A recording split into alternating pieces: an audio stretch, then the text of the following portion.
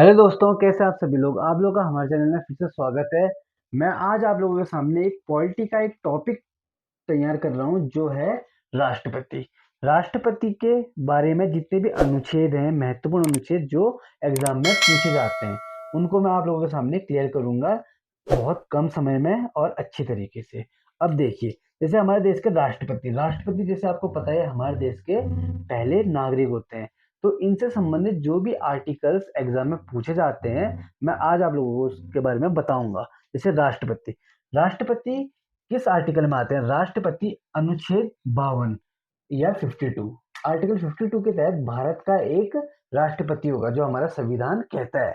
इसके बाद आता है आर्टिकल 53। आर्टिकल 53 में ये कहा गया कि कार्यपालिका की शक्तियां राष्ट्रपति में निहित होंगी। मतलब कार्यपालिका मतलब जो राष्ट्रपति, उपराष्ट्रपति और जो हमारे प्रधानमंत्री हैं, उनका जो मंत्रिमंडल है, वो सारे किस पे डिपेंड रहेंगे?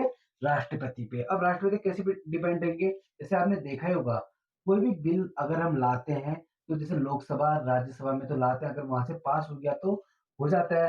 तो उसके बाद क्या होता है, जब तक राष्ट्रपति के उसमें साइन ना हो तो तब तक वो कानून नहीं माना जाता है। उसके बाद वो कानून का दर्जा होता है। उससे पहले वो सिर्फ एक बिल होता है। जैसे मैं आप लोगों को एक छोटे एग्जांपल के तहत बता सकता हूँ। जैसे उत्तराखंड राज्य की स्थापना 9 नवंबर 2000 को हुई थी। लोकसभा में लाया गया उसके लिए बिल 1 अगस्त को। 1 अगस्त के बाद उसका अगला जैसे राज्यसभा में गया तो 10 अगस्त को।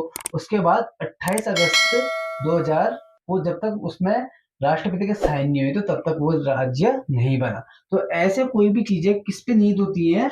राष्ट्रपति पे। अगला आर्टिकल आता है आर्टिकल 54, जिसको बोलते हैं निर्वाचन।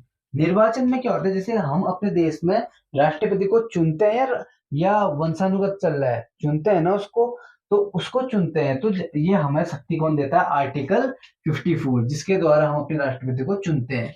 इसके बाद अगला आर्टिकल आता है आर्टिकल 55, अनुच्छेद 55, जिसमें है निर्वाचन की रीति। अब निर्वाचन की रीति कैसे, कि निर्वाचन कैसे किया जाएगा, कि किस तरह से वोट देंगे, विशेष मताधिकार के तहत या कैसे करके दिया जाएगा, इसका उल्लेख किया गया है। अगला आता है इसमें आर्टिकल 56। अब आर्टिकल 56 में है कार्यकाल, मतलब राष्ट्रपति का कार्यकाल। जैसे आपको पता है हमारे देश में राष्ट्रपति कितने साल तक रहता है? 5 साल। तो लगभग ज्यादातर चीजों की जो क्राइटेरिया है वो 5 ही वर्ष है। तो अब इसको याद करने का एक छोटा सा तरीका जो मैंने अपना बनाया है वो है, देखिए, जैसे आर्टिकल 52 से राष्ट्रपति आ जाता है ना, तो आर्टिकल 52 1 2 3 4 5। अब देखिए पांचवें में क्या कहता है? अनुच्छेद 56। जैसे 1 2 3 4 5, तो देखिए 5 साल का कार्यकाल होता है ना, तो 52 53 54 55 56। 56 में क्या आएगा? उसका कार्यकाल। अब इसके बाद आता है आर्टिकल 57। इसमें आता है पुनर्निर्वाचन। जैसे पुनर्निर्वाचन में क्या होता है, जैसे हमारे देश में ऐसा तो कोई रूल देखा नहीं होगा आपने कि जो व्यक्ति एक बार राष्ट्रपति बन गया तो दोबारा नहीं बन सकता।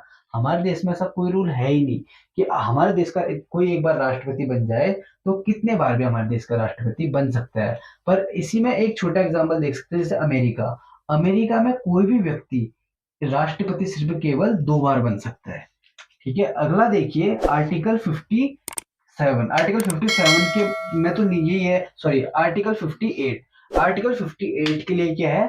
पद के लिए योग्यता है, कि हमारे देश में जो राष्ट्रपति बनेगा तो उसके लिए पद के लिए योग्यता क्या क्या होनी चाहिए। जैसे एक नॉर्मल सा है, जैसे हमारे देश में राष्ट्रपति बनने के लिए उसकी 35 वर्ष आयु होनी चाहिए उस व्यक्ति की। तो ऐसे करके इसमें योग्यता आ जाती है। अगला आता है आर्टिकल 59। इसमें आता है कार्यकाल के लिए शर्त। अब कार्यकाल में जो, जैसे कोई राष्ट्रपति बन गया तो कार्यकाल में उसमें क्या क्या शर्तें होनी चाहिए? कार्यकाल में जैसे कि वो किसी लाभ के पद में हो। लाभ के पद में मतलब जैसे किसी देश में, या मतलब किसी देश में नहीं, जैसे किसी सरकारी विभाग में वो नौकरी ना करता हो तो उसको लाभ का पद कहा जाता है। ठीक है, अब अगला आता है आर्टिकल 60, अनुच्छेद 60। अब इसके लिए जो हमारे पद है राष्ट्रपति का, उसके लिए शपथ, उनको शपथ दिलाई जाती है, वो आर्टिकल 60 में। अगला है आर्टिकल 61, जो है महाभियोग। जैसे राष्ट्रपति को अगर हटाया जाए तो उनमें महाभियोग लाया जाता है, किसके तहत? आर्टिकल 61 के तहत। अगला है इसमें लास्ट अनुच्छेद 62। आर्टिकल 62। अब इसके लिए जैसे बाय चांस ये हो कि हमारे देश का कोई राष्ट्रपति है, अगर बाय चांस उसकी कार्यकाल में मृत्यु हो जाए, तो उस रिक्त पद को भरने के लिए जो अनुच्छेद है वो है अनुच्छेद 62। ये है हमारे राष्ट्रपति संबंधी अनुच्छेद। आशा करता हूँ दोस्तों आप लोगों को ये टॉपिक समझ आया होगा, और आने वाले और भी वीडियोस के लिए हमारे चैनल को ऐसे शेयर करें और सब्सक्राइब करें। धन्यवाद दोस्तों।